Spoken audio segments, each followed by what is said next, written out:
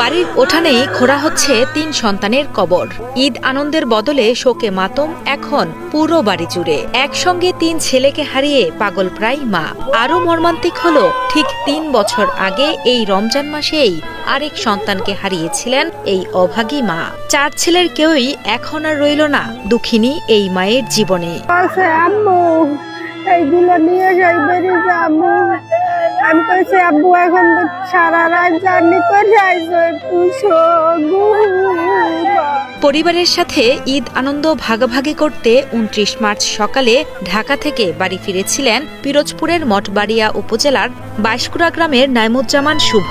ভোরে বাড়ি ফিরে ছোট 2 ভাই শান্ত ও নাদিমকে সাথে নিয়ে ঈদ উপহার দেওয়ার জন্য আত্মীয়ের বাড়িতে যাচ্ছিলেন শুভ।